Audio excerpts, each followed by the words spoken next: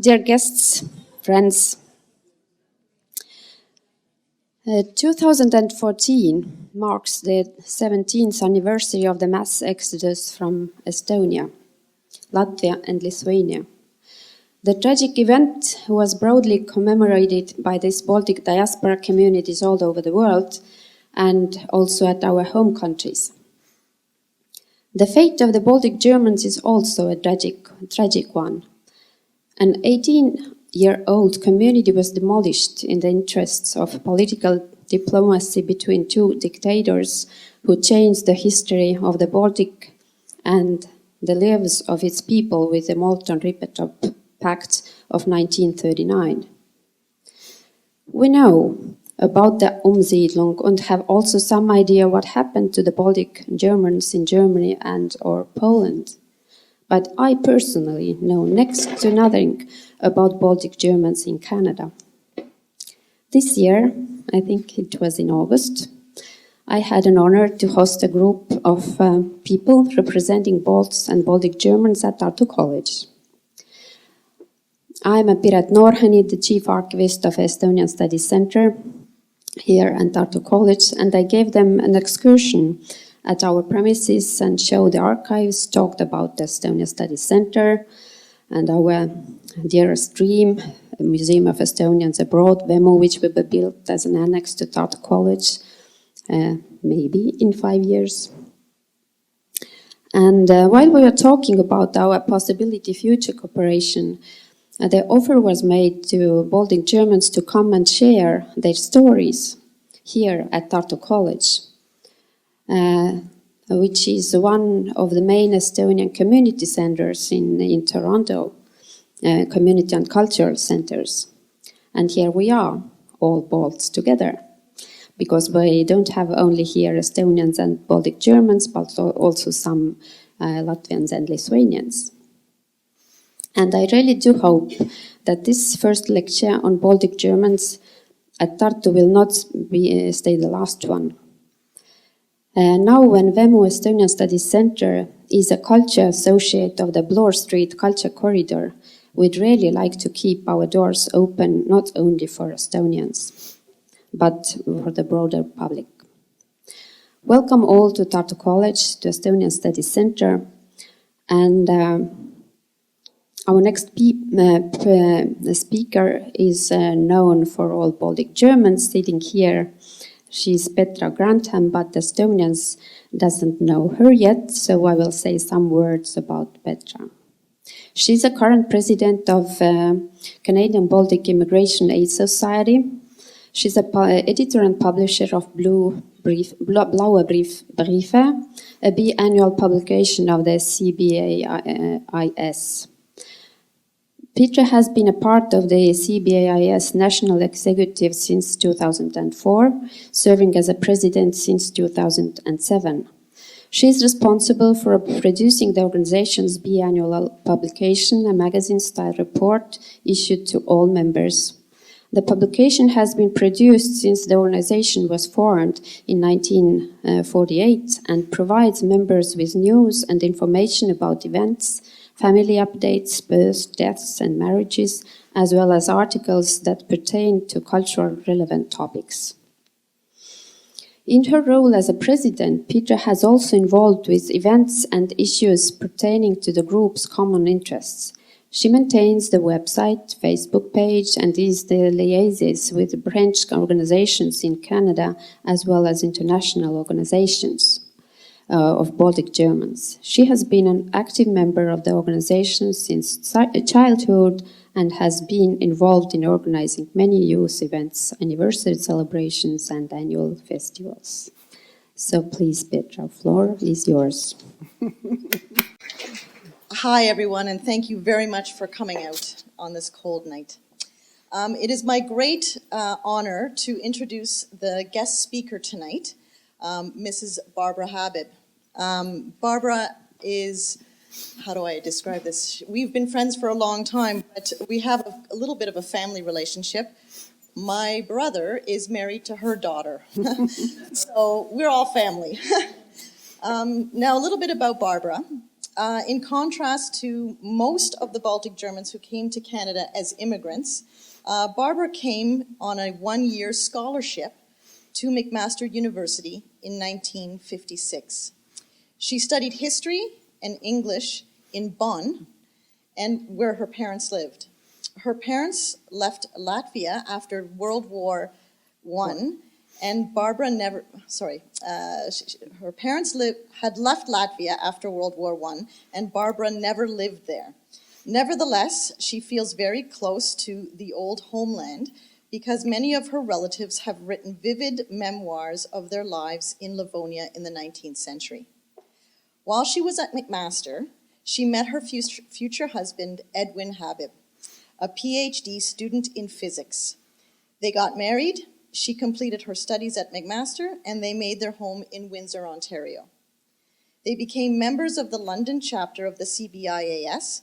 and own a cottage in Bayfield near the cottage of the London chapter of the C.B.I.S. They have they own land there, and they have a little cottage there. So there's lots of German Baltic people running around in Bayfield in the summertime. So without further ado, please give us a hand for Mrs. Barbara Habib.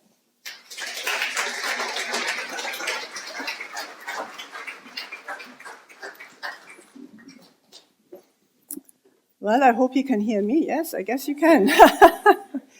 Well, first of all, thank you so much for inviting us and taking a tour of these fantastic facilities. I mean, I have never seen anything as well organized as this, especially by an immigrant group. So congratulations.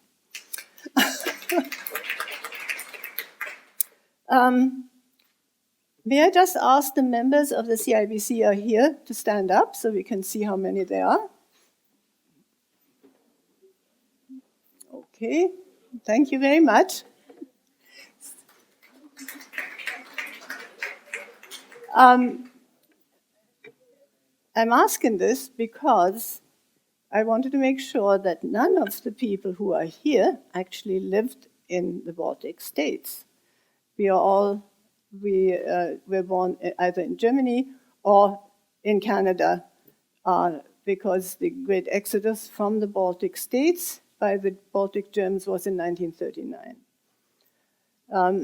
So all of us are members of the CBIAS, very complicated name, which is basically the Association of Baltic Germans in Canada. And this was founded in 1948 by 6 businessmen in Montreal. The Baltic German Count Robert Wendelin Kaiserling was one of them. His family had fled from Russia during the Russian revolutions to China, and from there he went to Canada and started off as a logger in British Columbia. And I can show you what he looked like. There he is. Now afterwards, after he did his logging, he then proceeded to UBC, where he got his BA in English, in history and economics. And then eventually he became the manager of the British United Press in Montreal. And that's where he got together with his friends. Here he is in his full glory.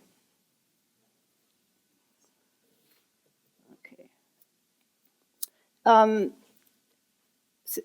course, he had been in Canada since the early 20s, and so he was well established, but he knew how badly off the Baltic Germans were in Germany in refugee camps. So he felt that he and a number of friends should get together and try to help them. So initially, they tried to send care packages and all this kind of thing, but the final aim was really to facilitate the immigration of the Baltic Germans refugees to Canada. Now,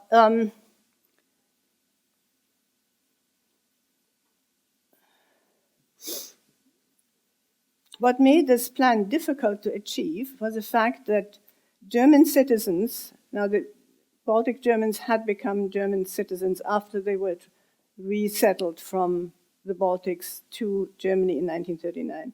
So as German citizens, they were not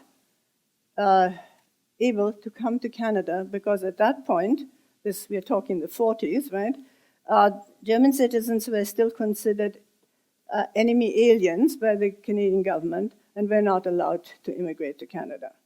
Another problem was the IRO, which is the International Refugee Organization, which had the job of interviewing refugees in Germany or in other countries, wherever they were, to see, to sort them out, so to speak, if they would make good immigration material.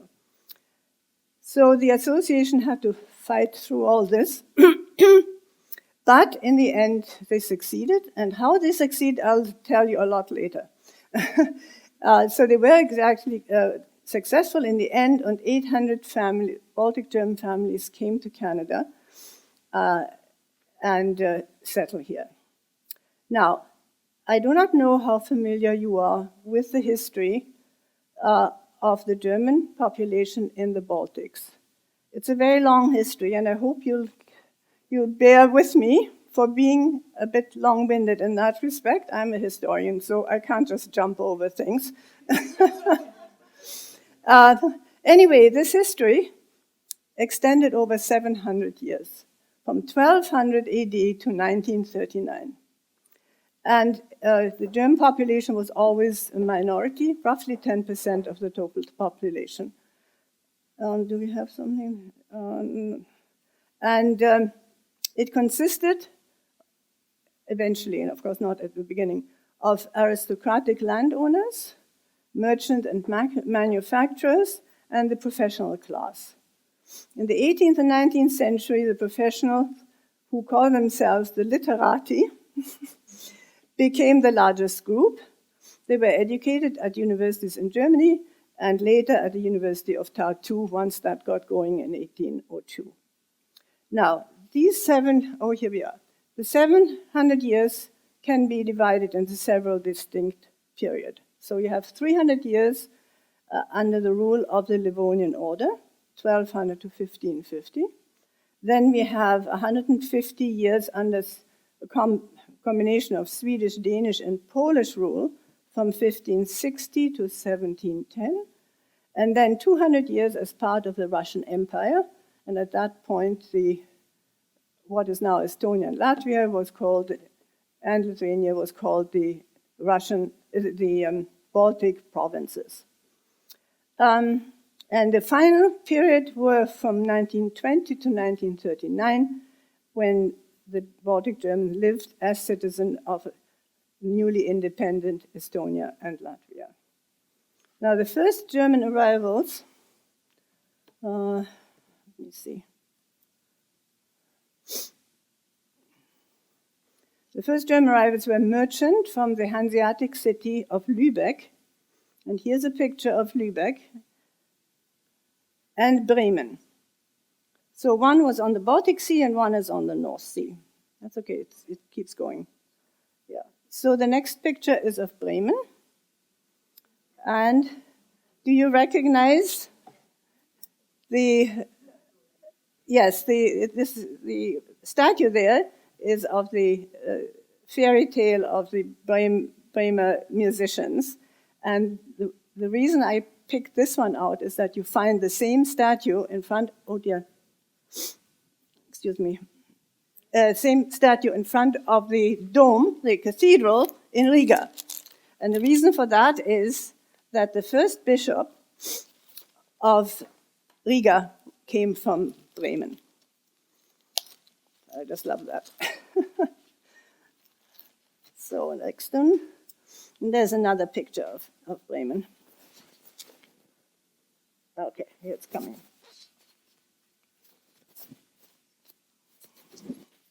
So if you look at the architecture, you can see how similar it is to the cities in the Baltic states. Very easy. So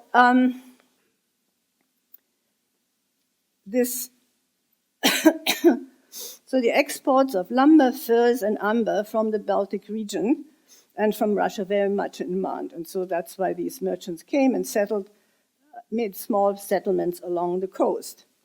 These traditional posts eventually became the cities we all love and know, things like Narva, Tallinn, Riga, C.B.I.A., and so on. Now, Riga was founded by, by Bishop Albert in 1202. And in 1211, we don't need that, do we?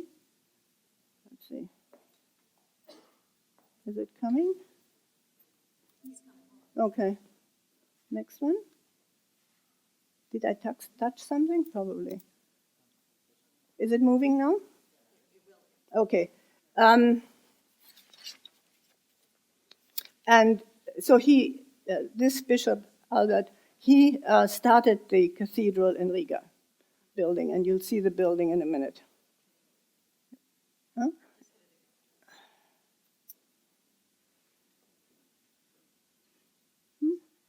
There it goes. Okay. There is the bishop, Albert, and then the next picture is of the cathedral.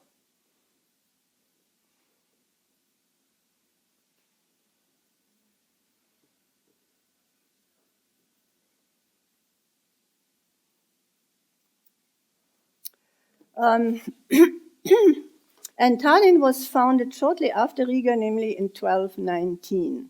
So very old cities. The merchants were followed by missionaries who were sent out by the Bishop of Bremen, not the same one, to Christianize the local population. Now, Bishop Meinhard built a church in Uexküll, which is south of the Dunaj River, in 1184. So that's the very first church that was built.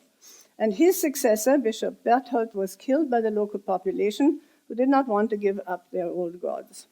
So Albert, the third Bishop Albert, realized that the missionaries needed protection and asked for help. In 1199, Pope Innocent III called on Christian knights to help bring Christianity to the pagan population in what he called the land of Mary, Maria Ma, as the Pope at that time called it. Here he is. He's vanishing. Okay, that's all right. Okay. So it was a type of crusade, right? So knights from aristocratic families of Germany, as well as France, England, and Scandinavia, responded to the call. These knights became monks. They were not monks before. So they became monks and members of the Order of the Brethren of the Sword. Later, they amalgamated with the German knights from East Prussia. And this is the emblem of the German knights. And we have another nice picture.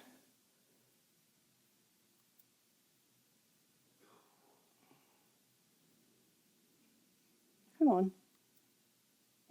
Here we go.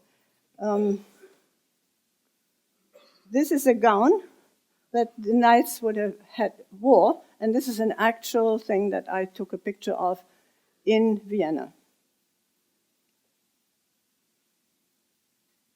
And the third one is just a picture of the full uniform of the German knights. So the indigenous pagans were conquered, and within a generation, the land from North Estonia to the Lithuanian border was Christianized and was given the name Old Livonia. So both of them together were Old Livonia, and the order changed its name to the Livonian Order. The order built roughly 60 castles in various places, and also lots and lots of churches that look more like fortifications than churches. They're very heavily built. And the ruins of many of those castles can still be seen in places like Narva, Kuressaare, Paide, Cesis, and so on. So that is Narva.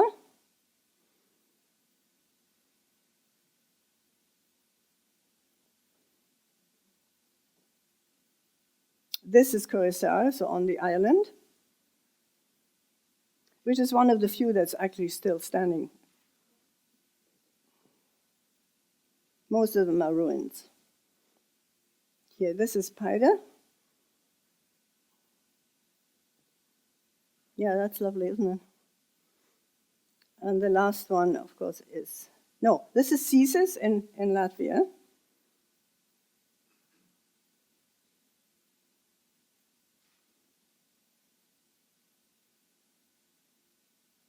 And the last one is the one in Tallinn.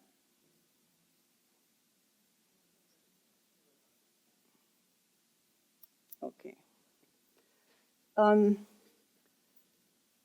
The knights lived in these castles, and they were monasteries, right?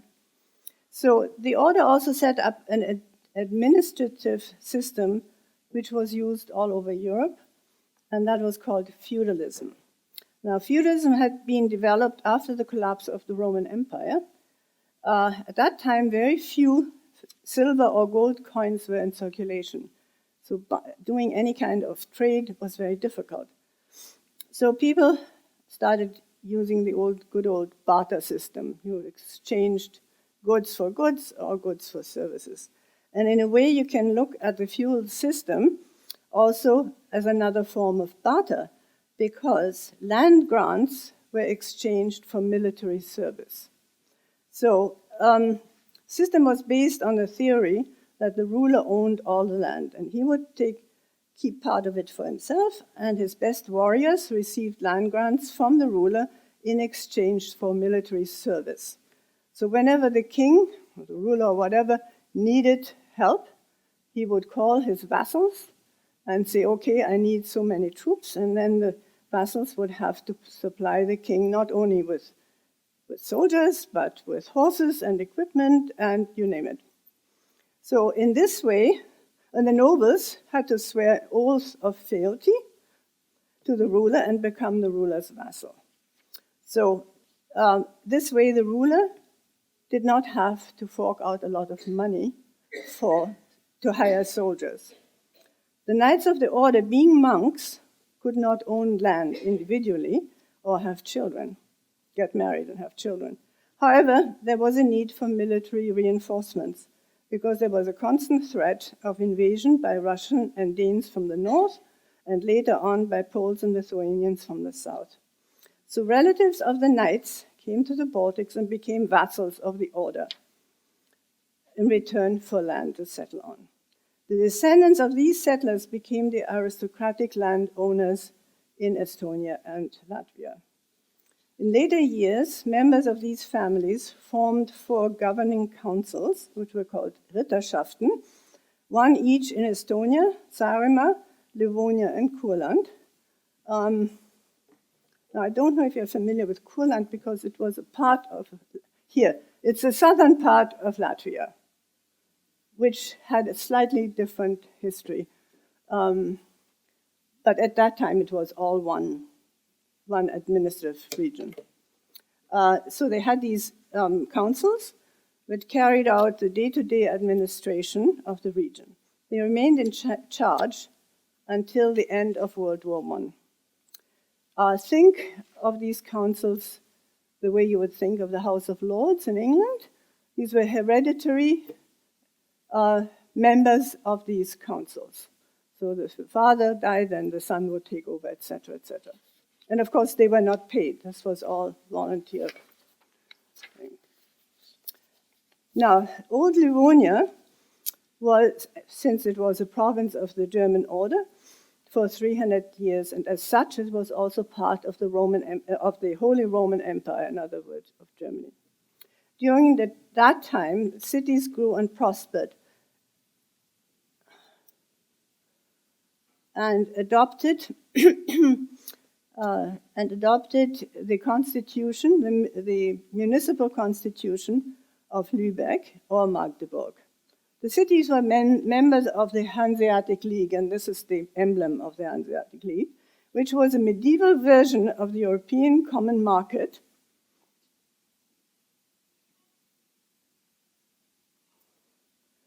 All the major cities around the Baltic and the North Sea belonged to this trading pact. And if you look at it, initially they started off just with cities that were along the coast, right?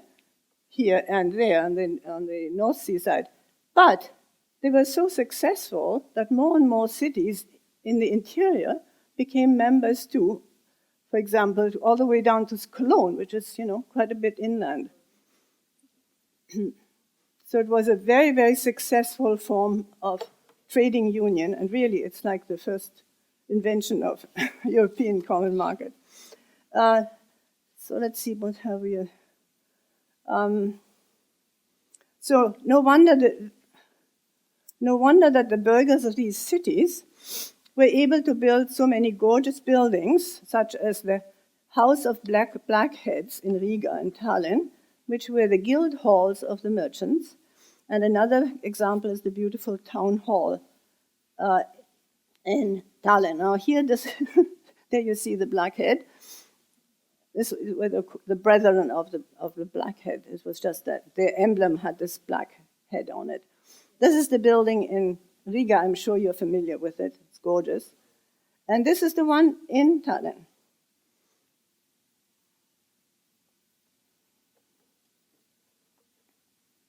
And the last one is the town hall in Tallinn again. Another beautiful building. So eventually the order lost power, was defeated on several fronts and could no longer defend the territory. So the order was defeated by the Russians in 1560, and Russian troops occupied large areas of the country. In desperation, the nobles and the cities asked for help from their neighboring countries, Sweden, Denmark, and Poland.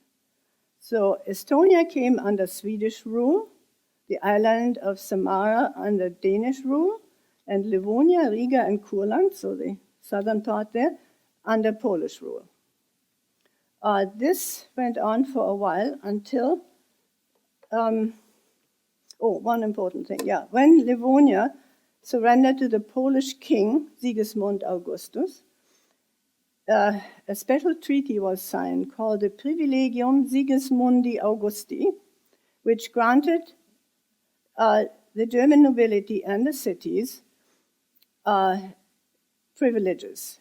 Namely, they recognized German as the official language in the country, the Lutheran Church as the official church, and the prevailing laws as the laws of the land. And this document, this Magna Carta, so to speak, became the constitutional model for the Baltic states, which was acknowledged later by the Swedish king and by the Russian Tsar, Peter the Great. Let's see. Now, the Swedish king Gustav Adolf and his successors expanded the Swedish holdings between 1617. Here he is. To include the southeast corner of present-day Finland, Livonia and Riga, and the island Saaremaa. Only Kurland remained as a Polish duchy, so they had a duke. Gustav Adolf introduced many reforms, created the Lutheran State Church of Estonia and Livonia, so it gave it the official name, right, in 1632, and founded the University of Tartu. During the Nordic War, the university had to be closed and was finally reopened in 1802. Swedish rule came to an end in the Baltics in 1710 during the Great Nordic War between Sweden and Russia. One of the successors of Gustav Adolf, King Charles XII of Sweden, tried to expand his empire, and of course, anybody who tries to defeat Russia has a bad time. So he was defeated, and after that, the Baltic provinces became the Baltic provinces of Russia. And here we have, and before I tell you about that,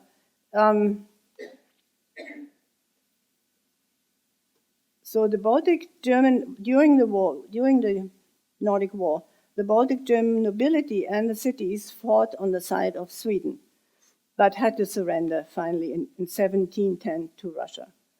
The country had been devastated by the fighting, but what was much worse, something I didn't know before, was that the plague was ravaging the country, 60% of the population of Estonia and 70% of Latvia died of the plague in those days. So, I mean, the place was pretty empty. It's hard to believe. I mean, generally you hear half the population, but this is even worse than the great big plague in the 1300s. Anyway, so for the next 2 centuries, Estonia and Livonia were provinces of Russia, but maintained their self-rule. So Peter the Great confirmed the historic rights of the nobility according to the privilegium that I had just talked about. During this time, the Baltic provinces lived in peace and were able to recover from the ravages of the Nordic War. Since the population had been drastically reduced, immigration from Germany was encouraged, especially for professionals. Since the Reformation, there was a great need of Lutheran ministers, especially for the rural parishes. Now, the Baltic provinces were divided into large rural parishes, each with its own pastorate or vicarage. These vicarages were medium-sized country estates with a large house, a fruit and vegetable garden, a yard, stables, barns, etc. So the pastor made his living from the farm income, and in England, this was called a living. So if you have read Jane Austen, you'll always come across this. Somebody or other, some minister or other got a living. So that's what it meant. Now, most of these ministers administered their estates themselves with the help of a steward. Now, the parishioners of the rural parishes were either Latvian or Estonian, not German. They were entirely Estonian or Latvian. The big estates that were owned by German landowners did not belong to those parishes. So the Baltic German ministers became therefore experts in the 2 indigenous languages. Several of them made a scholarly study of these languages and had created a written language for both Latvian and Estonian. They produced the first translation of the Bible into Latvian in 1689, a collection of Latvian and Estonian songs, an Estonian translation of the Bible in 1739, a Latvian grammar, and so on. The relationship here, okay, this is, I think, the Estonian one. No, is the Latvian, okay. Did you see one already? Okay, well, I think the first one is Estonian, right? Yeah. Yeah. So this is the one that was in 1739. And then the next one, I think, is the Latvian one. Yeah. That was a bit earlier. So that was in 1689. Pardon? They're both are? Oh. Oh, well, the internet let me down, sorry. It does. Well, I went by the dates and I thought I got it right. Well, never mind. It looks just like that. Very similar, anyway. Anyway, so my ancestor, who was the grandfather of my great-grandfather, his name was Johann Heinrich Gulicke, is an example of this. He had studied theology in Königsberg in East Prussia, had been hired in 1766 by an aristocratic family as a tutor for their children and pastor for their state church. He lived there for 3 years and became fluent in Latvian. After that, he was appointed as the Lutheran minister of the rural parish of Burtnik. And I'll show you where that is. It's roughly here. I can't get it exactly, but in that part. So in other words, a Latvian parish.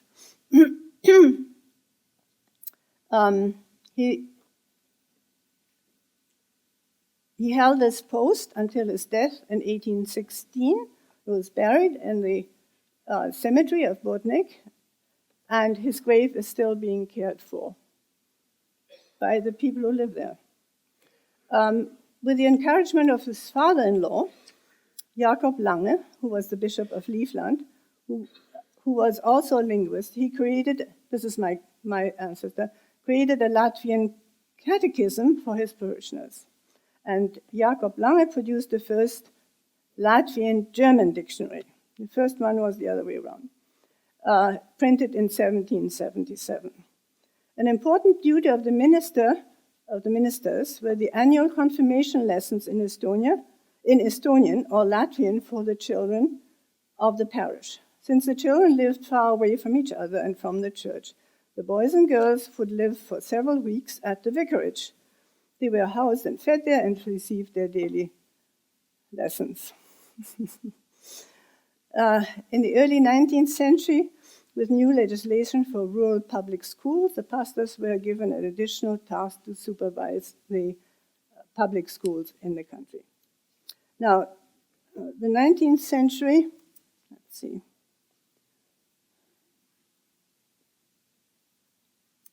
No? Okay. The 19th century brought prosperity to the country and intellectual and artistic achievements. The University of Dorpat, here we are, or Tartu,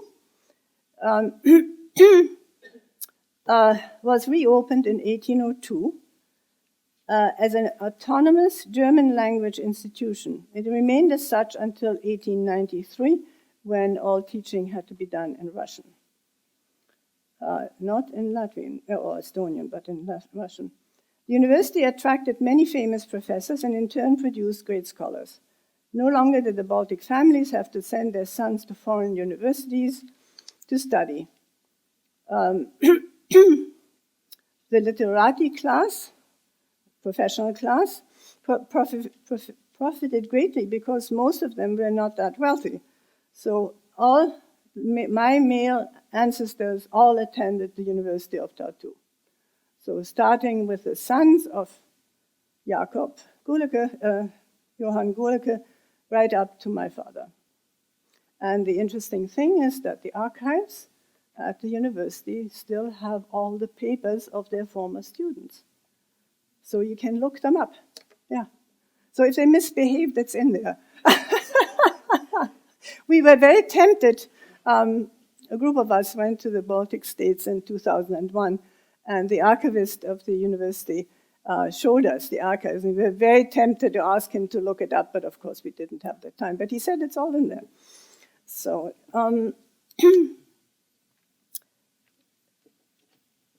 in addition to the University of Tartu, another important thing was the founding of the Polytechnic University of Riga in 1862, which opened more educational opportunities. The main cities like Riga and Tallinn offered a rich cultural life with theater productions, concerts. Here, this is the Polytechnic in Riga, which is now, of course, part of the Latvian University. There was also great change for the Latvian and Estonian population. With better access to higher education, they rose socially and took on more and more of the positions previously held by Germans only. Rising prosperity strengthened their self-esteem and national unity. The first Estonian and Latvian newspapers, for example, were published in 1857 or 1862. National associations were formed, national song festivals were organized, and by the beginning of the 20th century, this is an interesting statistic, 60% of the arable land in both Estonia and Latvia was in the hands of Estonians and Latvians. So in previous centuries, most of the land had been in the hands of the German landowners, right? So that had already changed because simply with rising prosperity, many of the Estonian and Latvian had the money to buy land for themselves. And my grandmother has Latvian roots. Her maiden name was Iselniek, and her father, so my great-grandfather, was a bank manager in CISIS, and he bought, when my grandmother got married, he bought a small estate for her as an income investment. So the family lived off the income that for a while, anyway. Now, we come to World War I, and of course everything changed. During the war between Russia and Germany, German troops had occupied Kurland, so that's again here the southern part, right? Until 1917.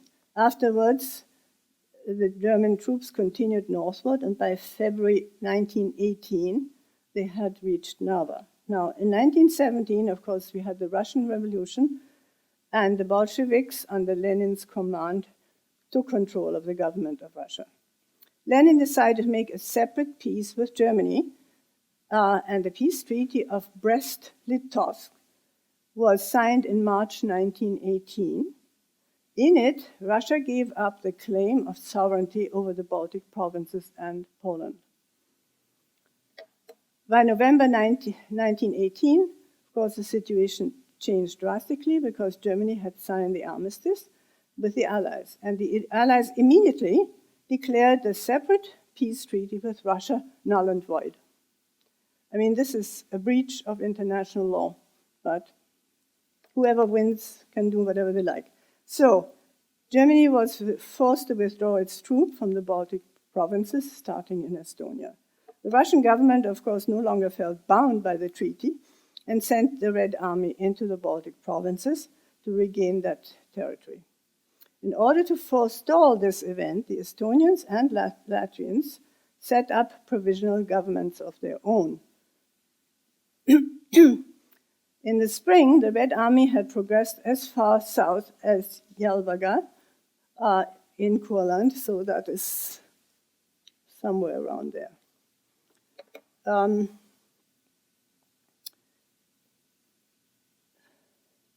And while during their progress, they kept arresting and killing people they considered class enemies, both German and Latvian, and Estonian too, probably. In the meantime, a volunteer army, the so-called Baltic Landeswehr, was formed. A Baltic home defense is the translation for Landeswehr, had been created, consisting of Baltic Germans, some of the remaining German soldiers, and a Latvian regiment, 8,500 men in total. The German Major General Graf von der Goltz took over the command of these troops, organized and supplied them, and worked out a plan of attack. The Russians were driven out of Kurland, and Riga was liberated on the 19th of May, 1919. You know that, right? At that point, the Allies intervened and demanded that General von der Goltz and the last German soldiers had to leave. However, the British government wanted to prevent a Bolshevik takeover of the Baltic region. So in July 1919, it sent Lieutenant Colonel Harold Alexander to take over the command of the Landeswehr. So the Landeswehr still consisted of Baltic Germans and Latvians, but the German soldiers, volunteer soldiers, had left. And here he is, Alexander, here. And the men around him are his officers. So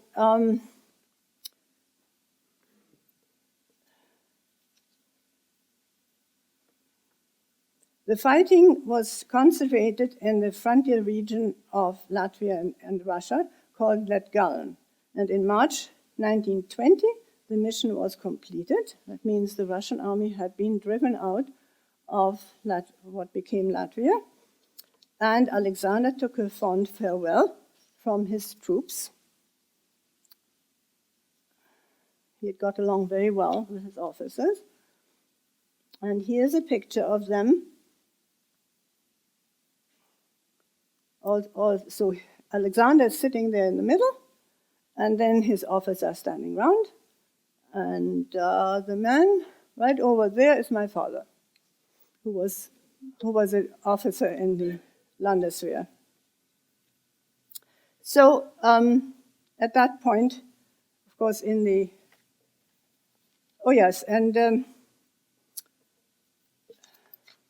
Estonia, a similar course of action had been taken with the creation of the Baltic Regiment, which was a formation of the Estonian People's Army equipped by Finland and Western powers, and many Baltic Germans from Estonia joined this regiment. They also succeeded in driving out the Red Army. Now, without the resistance by the Baltic population, Estonian, Latvian, and German, the Russian government would not have relinquished its hold over these territories. So it made it possible for Estonia and Latvia to become independent countries.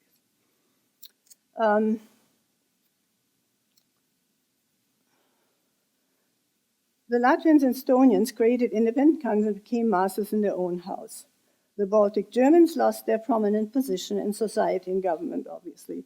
Most of them had difficulties finding jobs and had to accept a much lower standard of living. The merchants and manufacturers were the least affected, and the estate owners suffered the greatest loss. The Estonian government expropriated all the land holdings of the Baltic Germans, and the owners received some compensation, but it was very little. An exception was made for those families whose members had joined the Estonian Baltic Regiment. They were allowed to retain a reasonable amount of land. And we have somebody here whose great-grandfather was in the army and their family could retain the land. Zoe? Yes!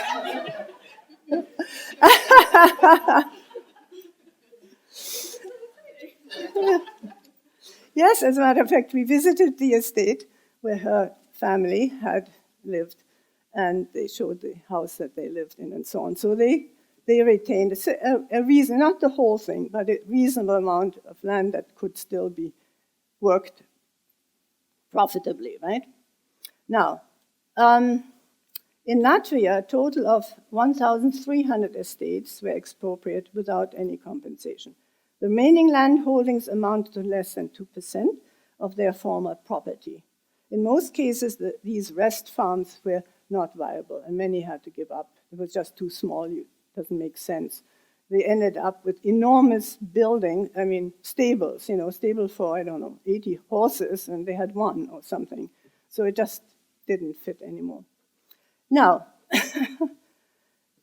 on August 23rd, 1939, the German and Russian governments signed the Non-Aggression Pact and Trade Agreement. Sounds very good, doesn't it? Oh, here, one other thing. This is a monument to the fallen soldier of the Estonian Baltic Regiment that fought with the Russians at the end of the First World War. And this had been erected in the 1920s. And then when the Russians came again, they took it away. They didn't like that. And then it has been reinstated. So this is the new statue in Tallinn. Okay, so let's see. So now we have the Non-Aggression Pact, also known as the Hitler-Stalin Pact. What was not known, no, it hasn't gone? Okay. What was not known was that this pact included a secret section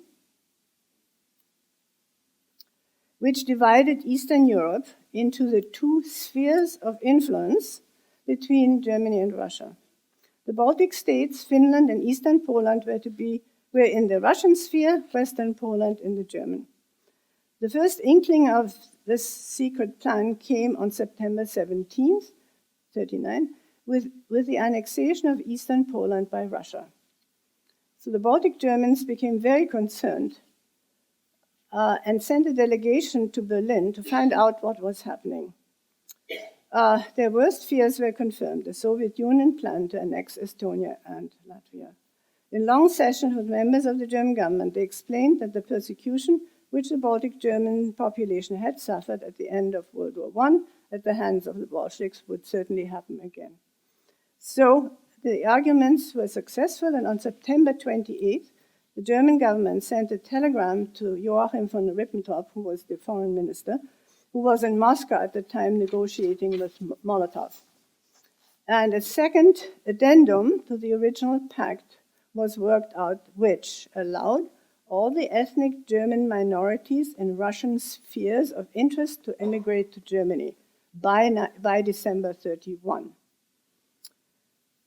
On the same day that this was in September, the Russian government issued an ultimatum to Estonia to grant military bases to the Soviet Union, and the same on October 5th, the same ultimatum was issued to Latvia, and that was, of course, the beginning of the takeover. Now, on October 2nd, the Baltic German councils, remember they had the councils, received the official notification of the planned resettlement. The German government would send ships for the transportation.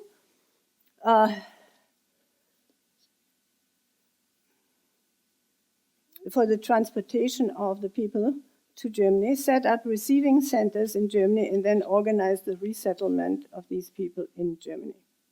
So the Baltic Germans now had to make the extremely difficult decision. Should they leave their homeland forever, or stay and await a bleak future under Soviet rule? Most of them decided to leave, and within 2 months, an estimated 80,000 Baltic Germans left by ship. When they arrived in Germany, in the German ports, they discovered to their surprise and dismay that they would not be settled in Germany, but in parts of the newly occupied Western Poland, called the Warthegau. There they stayed until January 45, when they had to flee before the advancing Russian army, ending up as penniless refugees in Western Germany. So the Umsiedlung, as it is called, the resettlement, ended the 700-year history of the German population in the Baltic lands. But the Baltic Germans never lost their attachment to their former homeland. They kept up their traditions, their stories, their songs, and even when they emigrated to Canada, they still kept them going, and you'll see some pictures of that later on. Anyway, so remember Alexander,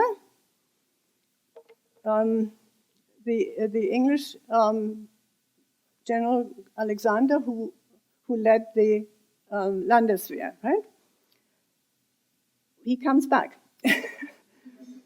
So, finally we go back to 1948 and the efforts of the C.B.I.A.S. to bring the refugees in Germany to Canada. A very lucky coincidence helped them. Lord Alexander, by then he was called Lord Alexander of Tunis, had become Governor General of Canada in 1946.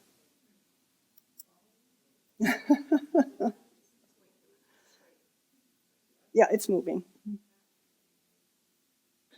Oh no, that is still, those are still the scoundrels. Okay.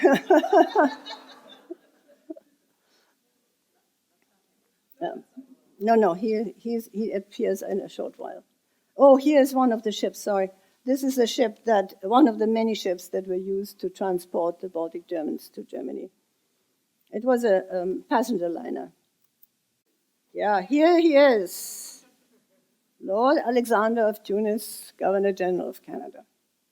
Now, as I told you, he had got along very well with his Baltic German officers and had kept in touch with some of them during the years between the wars. Now, he was in contact with Count Kaiserling in Montreal, as well as with Cecil von Hahn, who was one of the officers he had fought with. They, in turn, explained, Kaiserling and Hahn, explained the difficulties they were facing to bring Baltic Canadians to Canada. As I said, they were German citizens, and there were all sorts of problems with that. So Alexander offered to put in a good word for them, for the Baltic Germans, as being good immigrant material. In Germany, large number of Baltic Germans refugees had signed up for immigration to Canada rather than to Australia, which was another possibility. In their minds, Canada was the land where the birches grow, a land that was similar to their own homeland. Finally, With the help of the Canadian Lutheran World Relief and the Canadian Christian Council for Resettlement of Refugees, the first 17 young Baltic German men arrived in Canada on the freighter Livonia. So I hope it's coming next. Is it moving? Okay. Okay. So here, this is the luggage that the Baltic Germans piled up to take home. Now, obviously, the young men didn't bring that much stuff. That was later on when the families began to come. So there's a series of pictures now that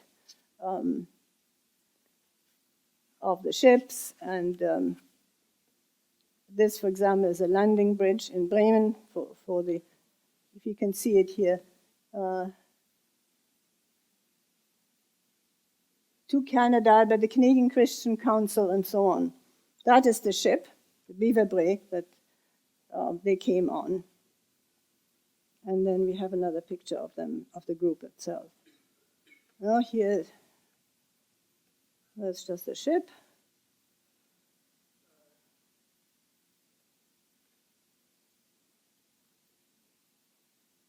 Nothing. Aha.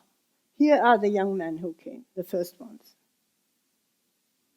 And the gentleman in the middle was the minister, a Lutheran minister from Winnipeg, who was part of the Canadian Christian Council of Refugees who helped along. Because the passage had to be prepaid, right? And of course, nobody had money for that. So the Lutheran Church in Canada advanced the money, the passage money, and then, of course, it had to be paid back. So most of these young men went to farms in southwestern Ontario, where they had to work for 1 year. 3 of them actually went to BC and worked on a farm there. Their task was to prove that they were model immigrants, in German Musterknaben, who would live up to their obligations, complete their 1-year contract, and repay their passage. Afterwards, they could sponsor family members that were still in Germany, and so that started the whole thing going. They lived up to expectation and started bringing in family members. Eventually, 800 families came to Canada and settled in various places: Montreal, Toronto, Kitchener, Guelph, London, Winnipeg, Edmonton, Calgary, Okanagan Valley, and Vancouver. There they formed chapters of the C.B.I.A.S. and organized many activities. The first years were, of course, difficult for them, as is the case with all immigrants who arrive with nothing. Many who had lived on farms at home hoped to acquire a farm in Canada. Very few managed it. The days of homesteading were over.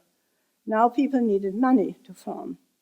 So most of the men had to take factory jobs, and the wives very often worked as nurses or cooks or cleaning ladies or things like that.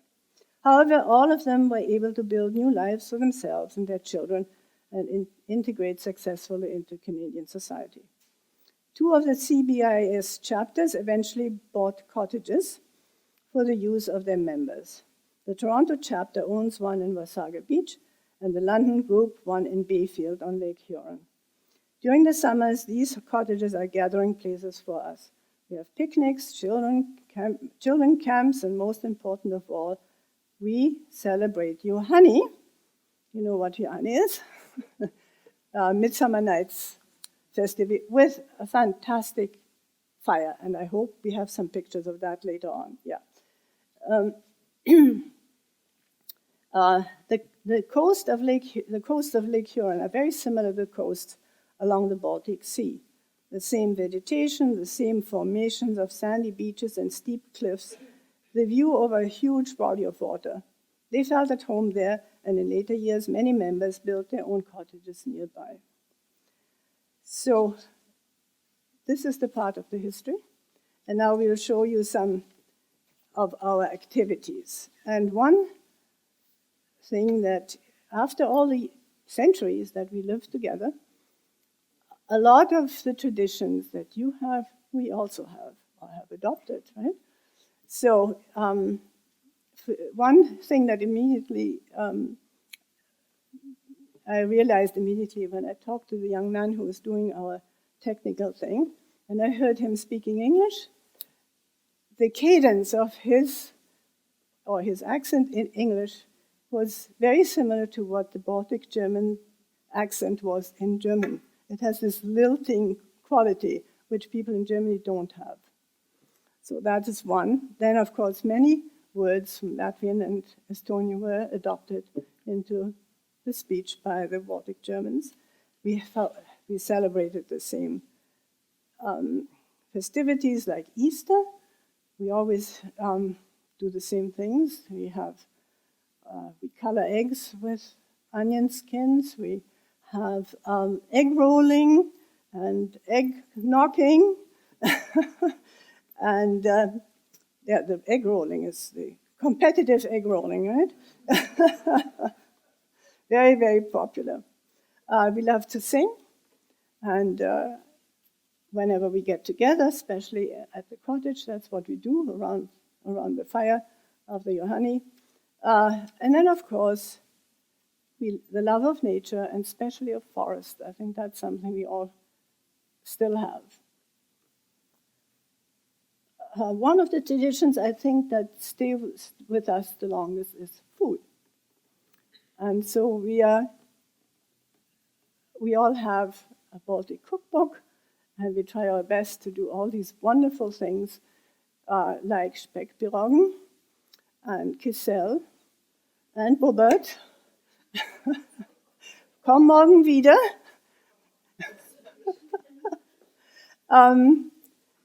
And we prepare those things for the special holidays, and my family is really good at making Speckpiroggen. Whenever we have a special occasion, the whole family helps, and even my youngest granddaughter, who is now 12, can do it. Okay, so I think we now should look at the rest of the slideshow. Yeah, here we go.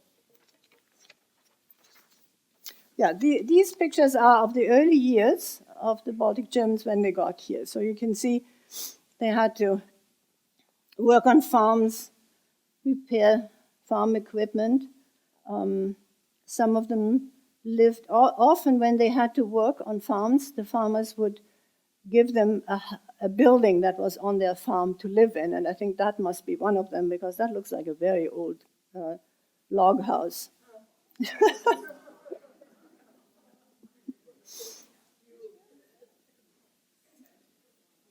Yes, Brigitte is there, yeah. And here, the washing is being done outside.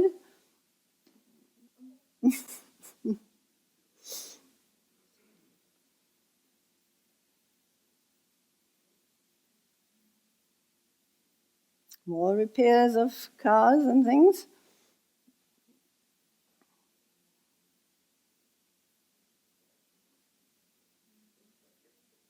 And of course, dances. That was very important. Got together for dances, and this is a Turnwalzer.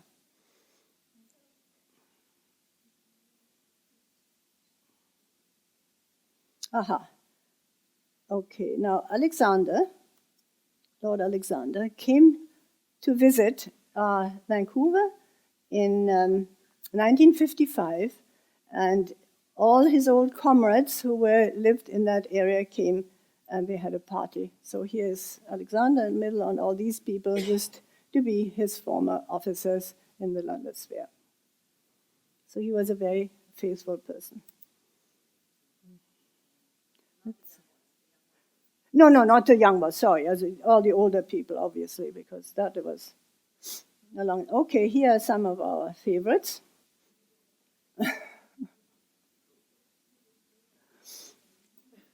Pardon?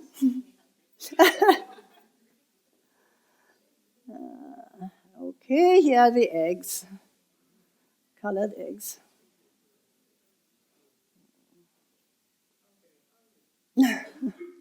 The onions, yeah. And of course, the Pascha. I always make it every Easter. And of course, you need a certain form for it, right? And a friend of ours had built one in a pyramid shape, but I don't have it, and so I help myself with 2 flower pots, one and another.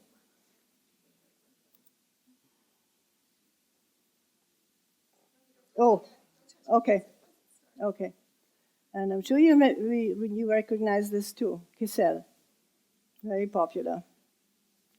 Rote Grütze, right? Yeah. And the kringel. Yeah, used for all sorts of celebrations, right? Birthdays, Easter, obviously, and whenever. Okay, well, that ends this portion.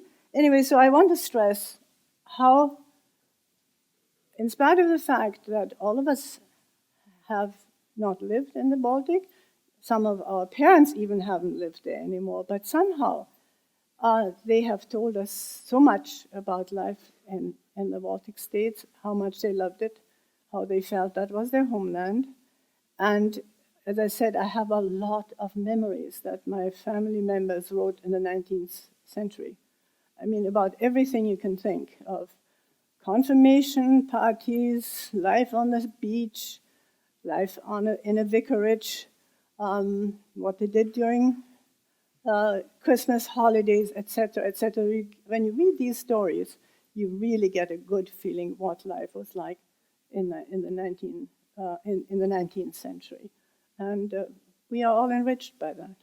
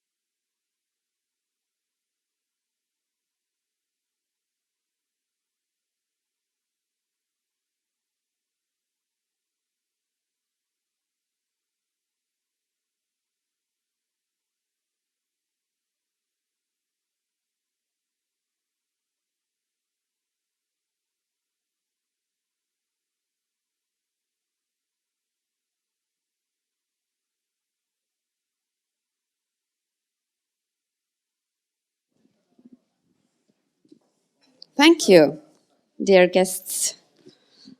Or what should I say? You're not guests. We are coming from the same place, actually, from the same part of the world. So we are sharing homes and much more, as we saw. Do Estonians, Latvians, and Lithuanians have questions to Baltic Germans? I have a question. How many members your organization have?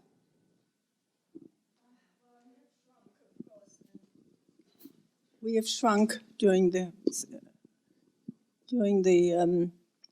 several decades that we have existed, mainly because the older generation is dying off. And so some of our chapters have actually had to close down because the young people have moved and are doing other things now. The groups here in Ontario are the most active. So Kitchener, Toronto, Kitchener, London, and Guelph. Those are the most active groups. And most of the pictures we saw just now are from this group, who's very, very, very active. And of course, by involving the children, we keep going. I'm sure you have similar experiences. I guess to be a little bit more specific, I think our membership is kind of hard to pin down, but I mail about 400 copies of my publication out. And they're usually to households. So if a household has 4 members, there's only one publication. So, you know, I'm going to guess maybe something like 600 in total across Canada. And those are members that maybe not are paying dues, but they're still considered members. And where do you meet those official, not official meetings? Do you have your place? What's your place? Well, we don't. Every branch organization has their own events. So London will have their own Christmas party, and Kitchener-Guelph will have theirs. And we attend each other's sometimes. The Kitchener-Guelph group, this is the group that I belong to, they have a spring dance, and basically all members are invited, but very high in attendance are people from London and people from Toronto as well. So we're starting to see more of a group, even though it's an event that's run by a branch organization in Kitchener-Guelph, other groups will attend. So, and generally these things happen either in a church hall, or if we have official meetings, you know, like annual meeting, we generally do it in each other's houses. Yeah. And when I was a student, so my parents belonged to the London group. But when I was a student, I availed myself of the Hilfskasse, which was it lent money to students for university, and so I went to university in Waterloo. So I joined the Kitchener-Waterloo group. But I live in Toronto, right? So I'm affiliated with both London and Kitchener. And I think there are many of us who span just geography where we ended up. I see hands. Let's start from here. Okay. What percentage of in your group would you say would still speak German? quite a bit of the older generation all speak German. I am in my mid-40s and I speak fluent German, only because my parents forced me to. I hated it at the time. I went to German school. I went 9 years of German school on Saturdays, and so I not only learned speaking in my household, I also learned to read and write. But amongst my peer group, unfortunately, I am one of the few that still speaks fluent German. Most people in my peer group will speak some German, and the next generation, unfortunately, not so much. So it's not most of the things that I produce or that I publish in my annual or semi-annual magazine are in English, so that everyone can enjoy them, German-speaking people and English-speaking people. There was some more. Yes, I'm just curious if the speaker, in looking at the history, had looked at intermarriage in the period of citizenship in Estonia between Baltic Germans and Estonians and Latvians, and whether those people may not have stayed after the mass exodus in Estonia and Latvia, and perhaps left Estonia and Latvia at the same time as many of our relatives here, and maybe even members of our communities as we know them, but not prominent in terms of their background as there have been intermarriages with other peoples as well. But have you looked at intermarriage? Are you aware of anybody who has in that period? Oh, well, certainly there were intermarriages. As I said, my grandmother, she grew up in a German-speaking household. Nevertheless, her roots were Latvian, right? I'm not quite sure how far back it went, but anyway. So intermarriage did take place. And you mean when the Umsiedlung, the resettlement happened? Is that what you mean? Yes. Yes, well, I think quite a few of mixed marriages would have left. Because as a spouse of a German person, regardless of man or wife, husband or wife, they would have been targeted by the communists. So a lot of them left, yes, definitely. Anything else? Well, all I know is that in the Nachumsiedlung, the second resettlement that I mentioned in 1941, there were quite a few people who had stayed behind initially for whatever reason, and I think quite a few fell into that category. And then things were so bad when the Soviets came in that they decided to leave as well. And so you had the second resettlement that took place in 1941.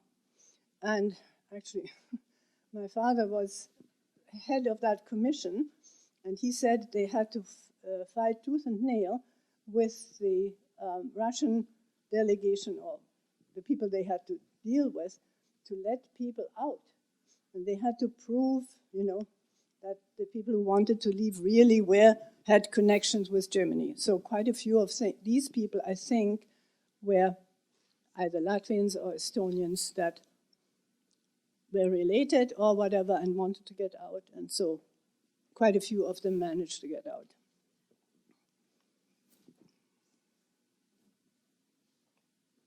Lady. No, I have the same question. Oh,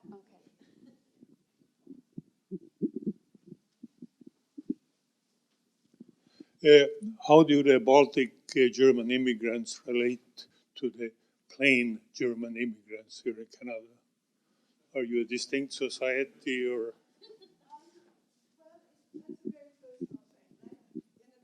There are a lot of Baltic Germans together, like places like London or Kitchener and so on. I think they keep more to themselves. I lived in Windsor, and there weren't any other Balkan around. So our friends were Germans and Canadians, of course. So, but it all depends.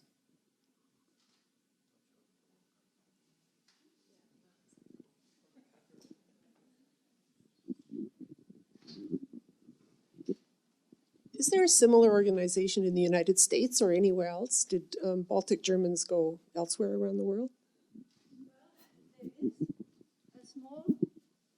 There's a small Baltic German organization in the States, yes, and they are affiliated with us in the sense that we send each other our journals and things like that. But I think their organization has shrunk terribly. And I don't even know if they're still active. Do you know? Not really officially. No. Yeah, when I was the president of this organization some time ago, and at that point we still had contact with them, and they would come and visit us and so on. But I think in the meantime it has more or less dwindled away. Because the United States is a huge country, people disperse. The remnants of what was the U.S. contingent of our group actually still participates in our events. They're still on our distribution list, and when we have anything that's a large event, they attend, whoever can, and so they're usually there. They also were the president of the organization.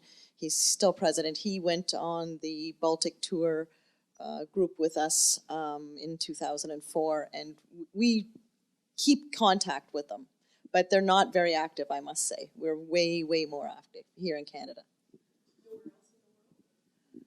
Australia, there's some members there. I don't really hear too much news what they're doing, but I know that there is a contingent in Australia. Oh, yeah, most obviously, yes. Do you meet in Latvia and Estonia? Do you have get-togethers, or they just traveling groups going to? As we saw some pictures. Okay. Mm-hmm. No, like festivities, festivals. Okay.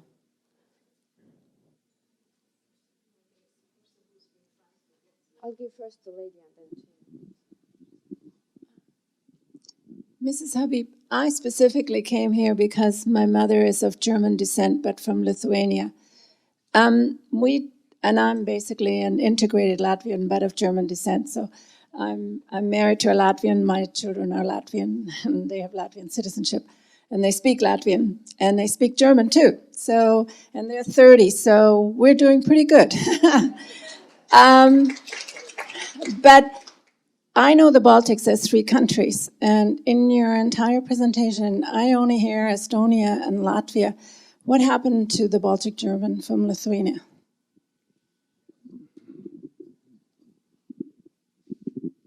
Well, Lithuania really had a separate history from what later became Estonia and Latvia, because it was part of Poland for a long time. And only after 1710, when the 3 became part of Russia, then things changed. Also, one of the differences is that because Lithuania had belonged to Poland, the Lithuanians were Catholics, not Protestants. And so there was a certain difference there. And I think on the whole, there were not that many Germans in Lithuania, as far as I know. I really am not very well informed about that.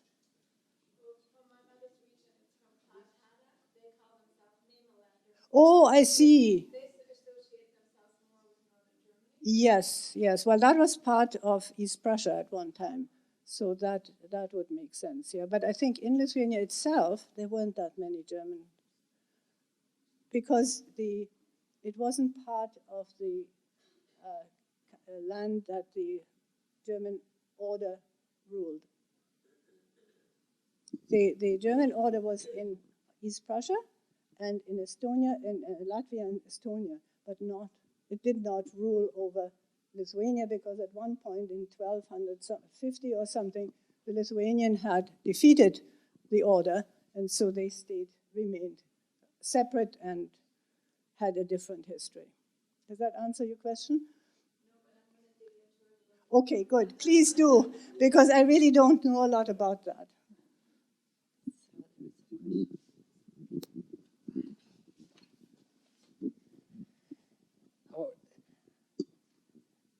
Our leadership, Barbara, and your family have done an enormous job for the non-Baltic Germans like myself.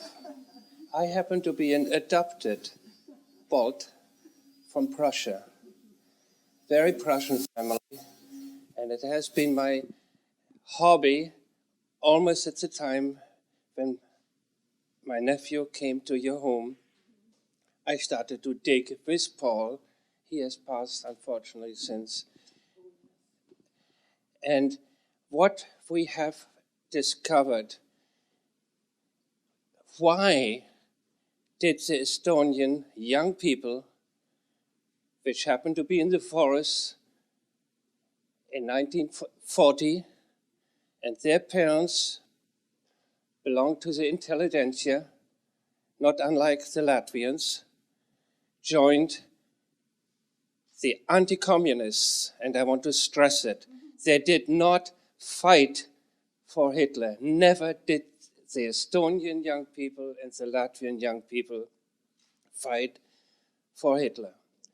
The revenge, they marched with the Northern Army all the way along the coast, almost to Leningrad, as it was called at that time, were bitterly defeated and came back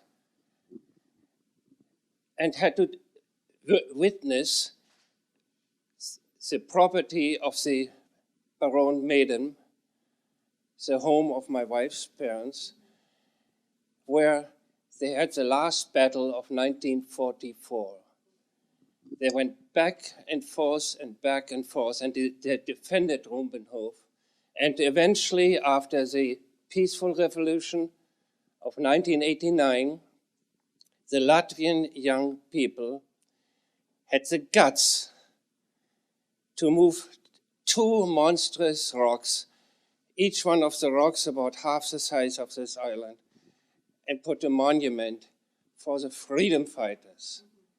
Of the freedom fighters, which happen to be Germans, they happen to be Latvians, but never forget that Lord Alexander of Tunis, very significantly speaking, was the general in North Africa who fought against my uncle. They became friends. And initially, the German people were not allowed to come under the German name into Canada. No, no, no, no, no. Yeah, you mentioned it, but I'm stressing it as an outsider. I am adopted, Barbara. I'm speaking it. I followed also the world lie, what happened to the Polish officers in Katyn. For 5 years, this massacre of Katyn was put onto the German people. It turned out to be the Soviet Russians. And the current East-West demarcation between Poland, current Poland, and Belarus is still the Hitler-Stalin pact. And we are not, as Canadian citizens, we are not making that big enough. We should not be participating in another war. I'm a pacifist, and so are you, Barbara. I love you. I love you. And your family is great. You can repeat what it is. To say, yeah, when Poland was divided between Germany and Russia, the eastern half, as I said, came to Russia, and they still have it today. And what was decided at the end of the war, to compensate Poland for the land that they had lost in the east with German lands to the west. So the three provinces, old German provinces, East Prussia, Pomerania, and Silesia, are now part of Poland. And that happened because they were compensated for what the Russians kept. Just to make that clear. So, I think we need some tea and coffee now. But first, I'd like to thank very much Barbara, you, for the interesting lecture.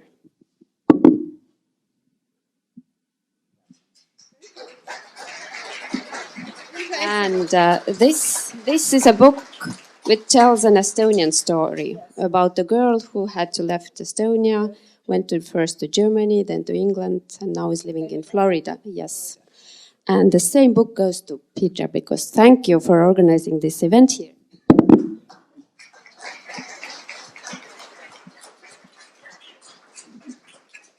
And the Estonian tradition is to have something here. I'm really so sorry I didn't order kringel for you guys. My bad. But we have some nice Estonian cakes, and I'd like to see the reaction. Do you have the same cakes? So let's move on to the next room. And thanks for all for coming, and I hope we'll really see you there again. So thanks.